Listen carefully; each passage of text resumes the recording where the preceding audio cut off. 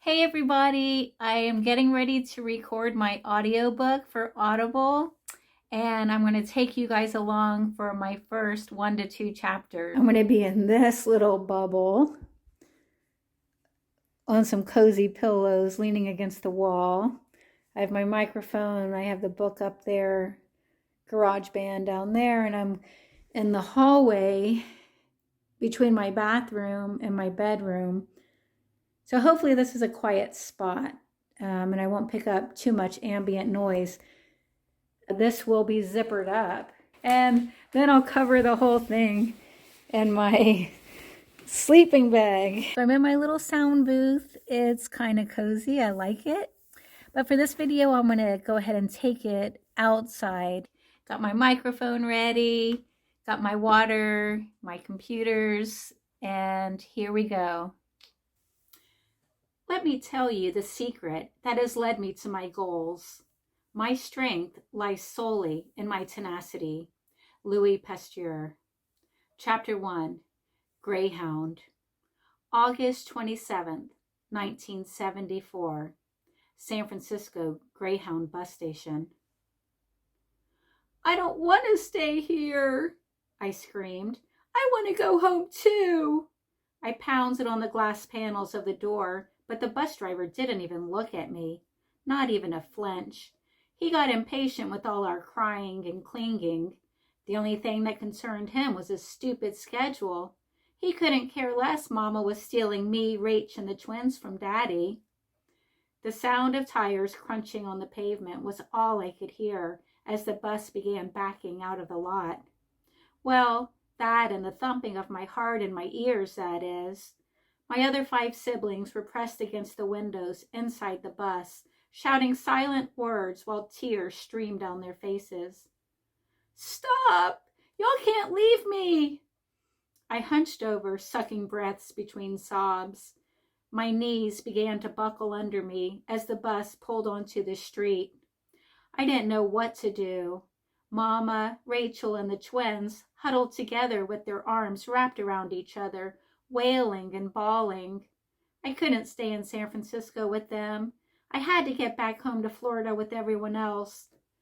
One last glimpse as the bus turned out of the lot. Then, without another thought, I tore after it. The driver had to stop if he saw me. He had to let me on. He had gained a half a block, but I could still catch it if I ran faster. Pushing hard into the pavement, I bolted past bums lying along the buildings, jumped over pieces of newspaper blowing in the breeze, and dodged all kinds of other trash as I sprinted after it. My lungs burned from the early morning chill, but that didn't stop me. Nothing was going to stop me. A shout from the other side of the street broke my concentration. One of the bums, the scary kind who screams cuss words out loud. I shouldn't have looked. As I turned my head back toward the bus, my shoe caught the lip of buckled concrete and sent me catapulting forward. The bus was the last thing I saw as my knees crashed hard onto the pavement. My hand skidded in front of me as it disappeared out of sight. No! I screamed. No! I couldn't move. I pushed at the ground to get up, but it felt as if I had a heavy cinder block tied to my back. Every breath became a stuttered gasp. More shouting from across the street, but I didn't care. I didn't care about the stream of blood trickling down my knee either. Half my siblings just left me. The world is a book, and those who do not travel read only one page. St. Augustine. Chapter 2, The Camper. June 5th, 1974. Jacksonville, Florida. 2.5 months earlier. What the hell is all that racket? Daddy asked. He folded his newspaper, placed it on the couch, then pulled open the curtains in the living room to see where the noise was coming from. Outside, Mama stood next to a camper with her arm reaching into the truck, honking the horn over and over again until all 9 of us kids crammed in the window next to Daddy. Come out, everybody! Look what I got! Mama jumped up and down, flailing her arms in the air like one of the big winners on The Price is Right or something. She adjusted her halter top while waiting for us to gather, then scooped up Jonas and held him on her hip. The top of his behind peeked from a saggy cloth diaper, but at least he had one on. He and his twin Josh usually just ran around naked. We called them the naked jaybirds. All the neighbors did too. Mama pinched Jonas's nose and squeezed out thick yellowish-green snot, then flung it to the ground. "Look what I got for us," she said in her thick southern accent. "We're going to take this on our trip this summer. It's going to be the best vacation ever." "Where are we going?" John Eric was unable to hide his excitement behind his toothy grin. He's 9, only 2 years older than me, and his real name is John. We mostly called him by both his first and middle names together, though, since Mama thought the name John was way too boring. She wanted to name him Jonathan, but Daddy said only sissies had names like that. "Who knows?" Mama said. "We'll just have to see where the road takes us. Maybe we'll make it to Texas. All I know is I want to get as far away from Jacksonville as possible this summer." His Mama went on talking about how we'd have to use a can to pee in since there's no toilet, and boring stuff like what we're allowed to pack in the limited space. Something much more exciting caught my eye. In the shadows of the shrubs, a small bright green tree frog hobbled along the grass. I snuck toward it, got on my knees, and reached my hand out to catch it. "Little girl, what do you think you're doing? Get over here when I'm talking, you hear me?" Everyone looked at me, but Mama's eyes were the ones I felt the most. Her cold stare could freeze a Florida pond in the summer. Heat rushed to my face, causing my cheeks to burn. I didn't mean to make her mad. I just wanted a frog to take with me on the trip, that's all. I lowered my head and bit on the end of one of my pigtails as I headed back toward the camper. Deborah noticed my eyes filled with tears, so she held onto my hand and whispered, "It's okay, Treedy." Deborah was 16, the oldest of us kids, and the one who took care of me most of the time since birth. She'd joke and say she never needed a doll to play with since she had her very own baby sister to take care of. She called me Treedy, so now everybody else does too. Treedy came from tree, a shortened version of Teresa.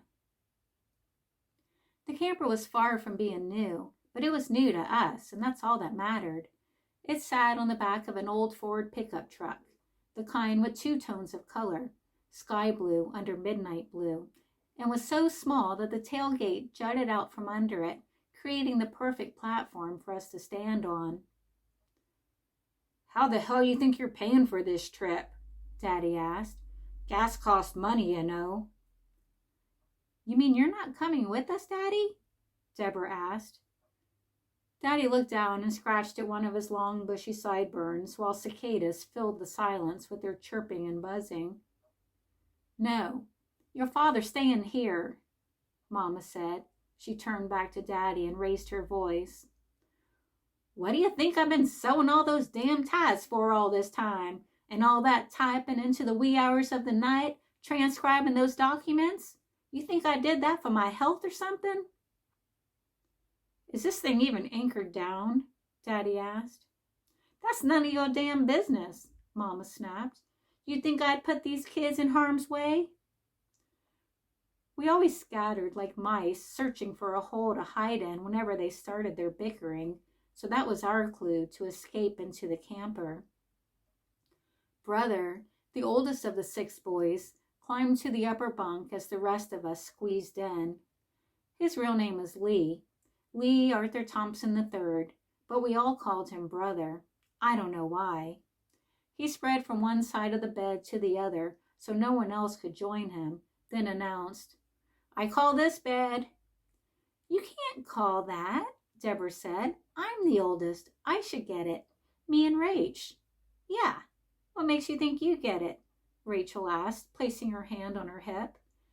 It didn't take long for everyone else to chime in, causing one loud uproar of commotion. "Nobody's calling nothing," Mama shouted above the ruckus. She heaved herself up and took a seat on the couch. That bed's already taken. Me and the twins are going to sleep up there. She held her hands out. Well, what do y'all think? It's groovy, Deborah said, running her fingers through her straight blondish brown hair.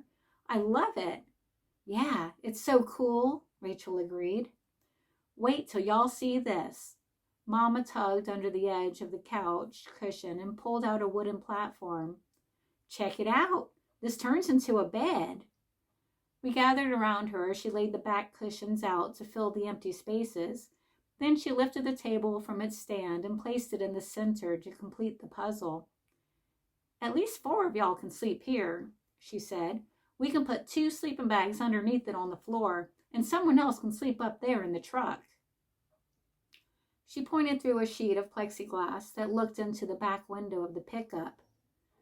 I call the truck seat, Rachel shouted, raising her hand as if she were still in school. Okay, Mama said. You get the truck. Hey, that's not fair. You just said nobody's calling anything. Why does she get the front? Brother asked. Because she does. That's why. Please don't start with me. Ugh. Brother jumped from the bed and stormed out the door. Of course she does. She's such a queen bee, he shouted. It's true. Rachel was a queen bee. That's what we all called her, at least, since she's Mama's absolute favorite of the bunch. Well, she wasn't the only one. Petey and Jonas were too. Mama said it's because they're special with learning disabilities and dyslexia and all, but even I knew that wasn't true. How could she possibly know that about Jonas since he's only 2? There's no way she could know if he had a hard time reading or not. Brother said it's only because they looked like her and not Daddy like the rest of us. Otherwise, she would have said the same thing about Josh since he's Jonas's twin. That night, when I finally drifted to sleep after all the excitement, I had a dream. I dreamt I was in a beautiful meadow with wildflowers covering the ground for as far as I could see. Birds chirped in the distance, but there wasn't a single other sound. No screaming and yelling, no racket from the other kids, no fighting between Mama and Daddy. I wasn't alone, though. Mama was with me, just the 2 of us. I reached out to hand her a bouquet of flowers I had picked when all of a sudden the sound of thunder cracked the air above us. Bolts of lightning lit the sky as the flowers wilted in her hands. Her face turned cold as stone, and her eyes began to glow. Dark clouds swirled above us like the tornado from the Wizard of Oz. Mama raised her hands in the air and began cursing the heavens with a loud, piercing shriek. One by one, the nails on her fingers grew into long, pointed spikes. Drenched in sweat, I pulled my teddy bear close to my chest as my legs kicked to unravel the knotted sheets from my feet. No matter how many times I had that dream, I always woke up trembling. I wish Daddy was coming with us,